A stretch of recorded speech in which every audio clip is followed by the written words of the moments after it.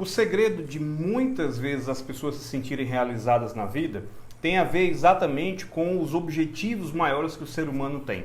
Então, independente de qual seja a sua profissão, de onde você mora, de qual seja a sua nacionalidade, todo ser humano ele tem 6 objetivos principais que basicamente regem a vida dele. Então, o primeiro desses objetivos é ser importante. Todo mundo quer ser importante para alguém, né? Nós já fazemos isso basicamente desde criança, quando a gente mostra um desenho, quando a gente fala, mãe, estou inscrito num concurso aqui, vem me assistir na escola. Então, buscar a importância, buscar o carinho das pessoas é natural do ser humano. A gente vai ver nesse vídeo que tem pessoas que às vezes têm isso em grande quantidade, tem pessoas que às vezes têm isso em uma quantidade menor. Enfim, cada qual tem uma pequena diferença, mesmo que os objetivos que eu estou falando aqui sejam basicamente os mesmos. Um segundo objetivo é que as pessoas querem provar que são competentes, né? Pode observar que as pessoas têm muito aquele negócio de dizer assim, mas será que eu vou ser bom bastante? Será que eu vou conseguir trabalhar naquela empresa? Será que eu vou conseguir dar conta do recado? Então, todo mundo também tem a vontade de ser competente. Um terceiro objetivo das pessoas é querer ser querido. Ou seja, a pessoa quer ser lembrada no aniversário dela, a pessoa quer ser lembrada em datas especiais, a pessoa quer que os amigos gostem dela. Aí os adolescentes chamam de ser popular, né? Aquela pessoa que é buscada, que é querida na universidade ou na escola mesmo, enfim. Um quarto ponto muito importante, que esse tem gente que tem pavor, né? Que é o fato de não ser julgado. O ser humano adora a questão do não ser julgado. Qual não foi a surpresa das pessoas, por exemplo, né, na humanidade, quando veio Jesus e não julgou ninguém? Para ele todo mundo era igual, todo mundo era importante, né, como é até hoje. E muitas pessoas não gostam de ser julgadas, porque enfim, isso aí leva normalmente a uma condenação. E nós, seres humanos, temos muito essa premissa de julgar os outros e já emitir um veredito em relação a elas. O quarto ponto, portanto, é o não ser julgado, e o quinto é o ser compreendido, né? Todo mundo quer ser bem compreendido. Eu quero que me entendam, né? Por que as pessoas não entendem o que eu sinto? E não confunda as coisas. Muitas vezes você pode compreender o outro, mesmo que você não concorde com ele, tá? Eu posso muito bem compreender a mente daquela pessoa, compreender o que ela está passando, mesmo sem concordar. Talvez você já tenha ouvido isso até de um amigo seu. Alguém que fala assim, olha, fulano, eu realmente entendo o seu ponto de vista, mas não concordo. E isso tá tudo bem, porque cada pessoa vai lidar de acordo com aquilo que para ela é o filtro de crenças dela, são os valores que ela apresenta. E esse é um segredo importante também, a gente não se preocupar com o fato de a pessoa disse que eu estou errado e isso é um veredito final. Não, tá? Mas é um indicativo importante. Então, o quinto ponto é esse, ser compreendido, e o sexto ponto, que é um dos mais importantes na minha opinião, é ser aceito. A gente quer ser aceito de acordo com os nossos gostos, as nossas vontades, nossas opções, tá? A nossa cor de pele, a nossa manifestação política. Nós queremos ser aceitos. Note que as maiores lutas da humanidade é pela aceitação, né? Para que as pessoas aceitem os outros da maneira como elas são. E tem pessoas que não se preocupam com isso e acabam tentando ser o que os outros querem que ela seja.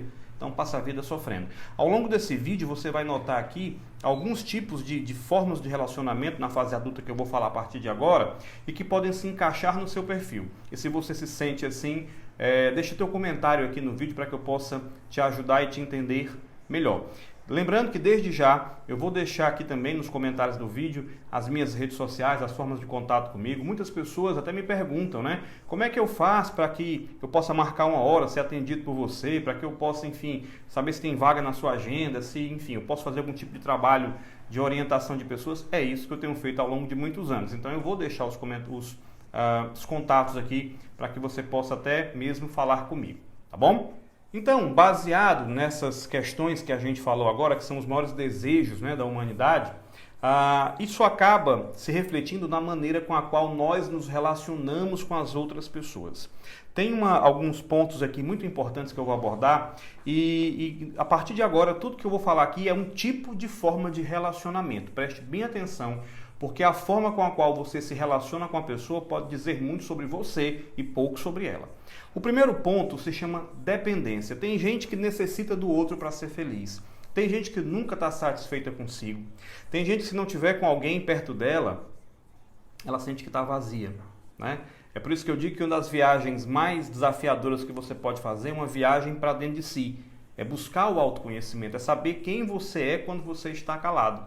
Tem gente que não suporta o barulho que faz o silêncio. Ou seja, não aguenta muitas vezes quando está só e tem que pensar em si, tem que tomar decisões por si só, né? E deixar de ser dependente dos outros.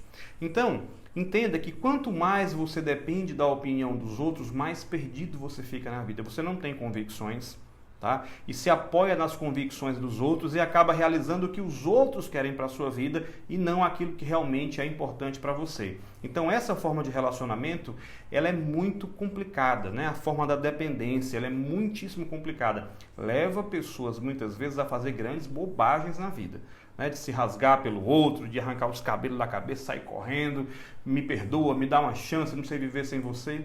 Isso não é verdade. Essa frase, não sei viver sem você, ela não é verdadeira. Por pior que seja, quando você perde uma pessoa, você acaba arranjando uma forma de sobreviver, né? De tocar a vida para frente.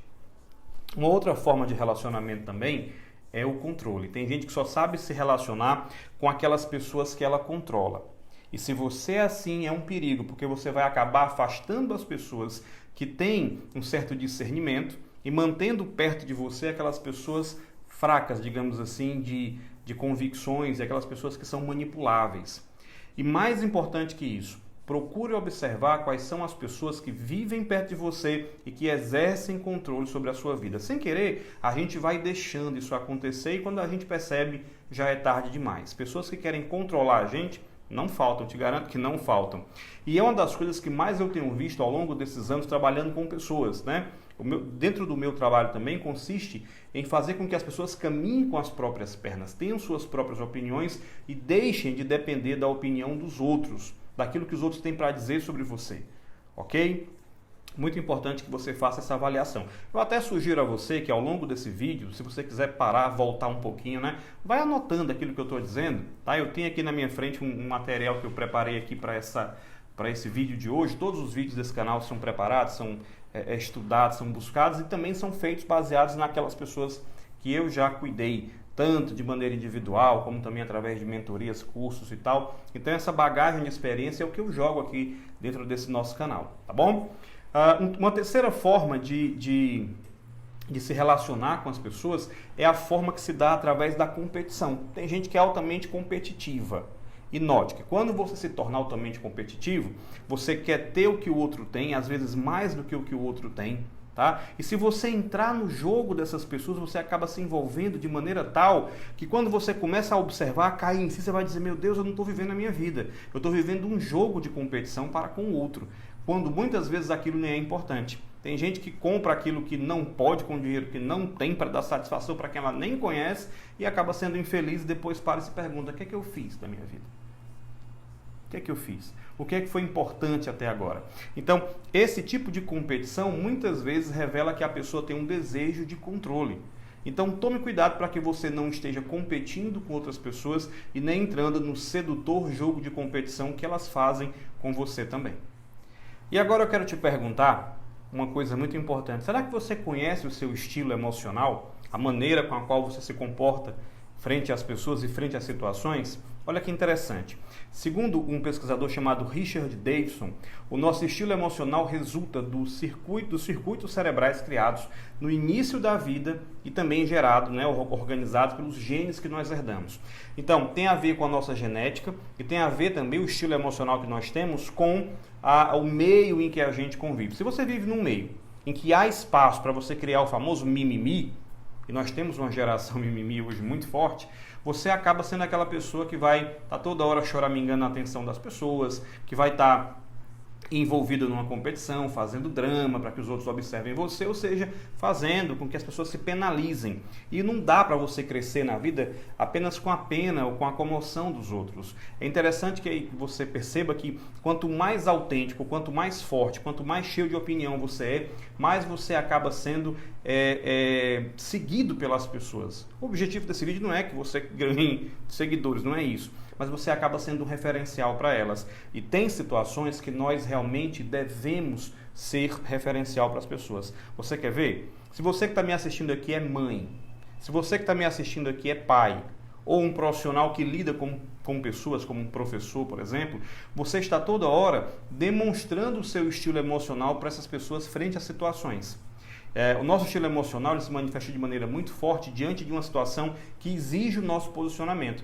E nós temos que nos mostrar fortes e seguros, não somente para fingir que nós somos isso, não, essa não é a questão, mas também porque nós estamos ajudando a formar o caráter das pessoas. É interessante que você perceba, principalmente você que é pai e mãe, que as nossas atitudes falam muito mais do que as palavras que a gente utiliza. Por mais que você estabeleça regras na sua casa, tá? Por mais que você estabeleça comportamentos, se você não os tiver, você não consegue inspirar as pessoas à sua volta. Muitas vezes você pode estar pensando assim, mas eu não consigo a promoção que eu quero, eu não consigo o crescimento que eu quero. E você não entendeu ainda que a chave para isso virar na sua vida é exatamente o seu comportamento de liderança, de não fazer mimimi, mas ser uma pessoa com uma personalidade decisiva para algumas coisas. As empresas, não estão mais buscando pessoas que tenham somente um autoconhecimento técnico, que tenham somente uma alta graduação, tá? Mas estão buscando pessoas que tenham um autodesenvolvimento emocional, uma maturidade emocional de fato. E aí você pode estar se perguntando assim, então quer dizer que se eu não nasci com isso, eu não consigo mais programar isso na minha mente. Aí que está o engano, você consegue sim. Nós temos uma capacidade de formar novas conexões neurais, o nosso cérebro tem plasticidade sim neural e você pode modificar os seus comportamentos e pode ao longo do tempo modificar o seu estilo emocional sim. Eu quero que você entenda que nós temos essa região aqui chamada córtex pré-frontal, que eu abordo em vários vídeos, e que esse córtex pré-frontal esquerdo, ele é responsável por processar as nossas emoções positivas, enquanto que o córtex direito, ele é responsável por processar as nossas emoções que são negativas. Então entenda, quanto mais eu gero emoções positivas na minha vida, e eu tenho como gerar isso, você tem como gerar as emoções positivas, dependendo daquilo que você escolhe para estar do seu lado, as brigas que você decide entrar, as lutas que você decide, a maneira como você resolve viver sua vida. Então entenda, quanto mais eu busco as emoções positivas, mais eu desenvolvo as minhas sinapses do córtex positivo, que no caso é o córtex esquerdo. Quanto mais você buscar emoções negativas, e tem como buscar através de comportamento, até músicas. Tem gente que eu não sei como é que consegue colocar uma música atrás da outra na sua lista, seja no Spotify, qualquer coisa que seja, buscar músicas que são depreciativas. Até tem um título para isso hoje em dia, que é a sofrência. Tem gente que começa a sofrer, busca, planta, pinta aquele cenário de sofrimento e depois, não sei porque que eu entrei nessa. Fica falando de relacionamentos que não deram certo, de problemas, buscando isso, ouvindo músicas horrorosas do ponto de vista emocional, com a melodia bonita, mas que se você for analisar a letra, a sofrência só traz sofrimento, isso é óbvio. Tá? Então você pode desenvolver sim a sua circuitaria cerebral para as emoções positivas, para a tomada de decisões, é uma questão sua, é uma questão de exercitar isso. E eu quero que você entenda que para que a gente fortaleça as dimensões do nosso estilo emocional, é preciso que você se dedique a partir de agora a cada um desses pilares que eu vou comentar aqui com você. Por exemplo, o nosso estilo emocional, segundo Richard Davidson, tem 6 dimensões. A primeira delas é a resiliência. E eu te pergunto, o quanto você é resiliente diante de um problema? Você abre mão, se desespera, arranca os cabelos da cabeça. Tem gente que arranca os cabelos que nem tem, porque boa parte já caiu de tanto se preocupar com as coisas. Então, a resiliência é um tópico muito importante que você precisa desenvolver. Mas nós estamos no meio de uma pandemia. Eu sei, está todo mundo no meio de uma pandemia. E nesse meio tem aquelas pessoas que já resolveram que vão permanecer de pé, e tem aquelas pessoas que já se entregaram, não tem mais o que fazer, eu não aguento, eu sei lá, o mundo está muito incerto, parece que é o apocalipse. E se não for? Se de repente você abrir a janela um determinado dia e isso vai acontecer, tudo passou. Como é que você vai estar? Como é que vai estar teu emprego, tuas finanças, teu casamento, tua vida com os teus filhos? Então é preciso desenvolver de fato essa questão da resiliência. Um outro ponto muito importante é a atitude. Que tipo de atitude você toma diante das situações? Atitudes positivas? Atitudes de engajamento? Ou atitudes de, desespero, de deixar a vida me levar, a vida leva eu? Nada contra a música, mas não é por aí que a gente deve viver uma vida, principalmente se você quer exercer um papel, de destaque, de relevância, de liderança da tua própria vida. Uma outra coisa muito importante é a chamada intuição social. É a capacidade de eu perceber como anda a sociedade, como andam as pessoas ao meu redor. É fato que nesse período de pandemia, nós temos pessoas ao nosso redor que estão mais cabisbaixas, mais tristes, mais preocupadas.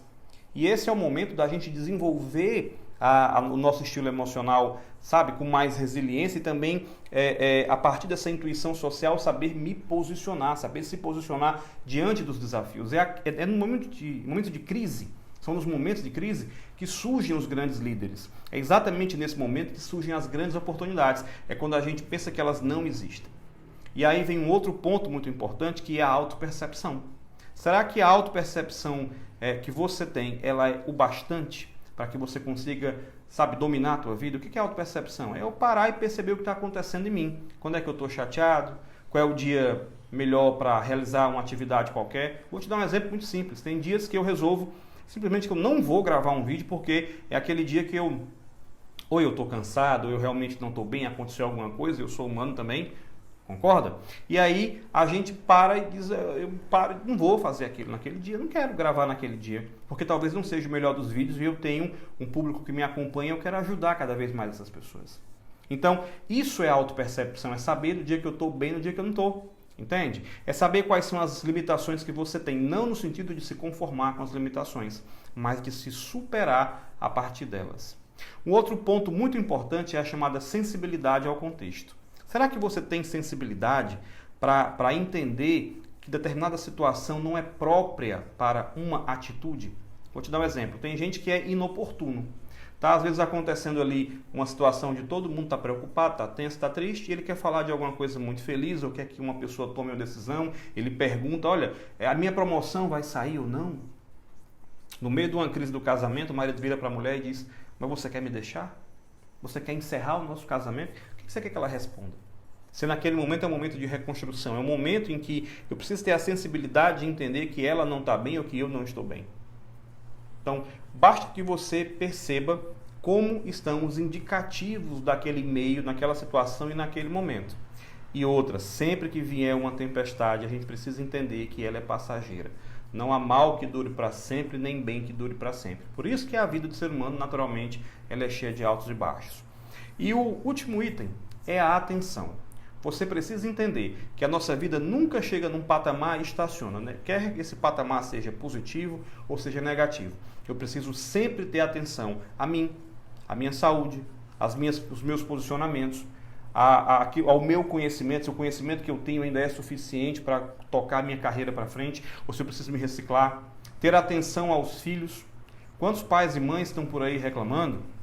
Ah, meu filho está com um comportamento horrível, não é mais carinhoso, é agressivo.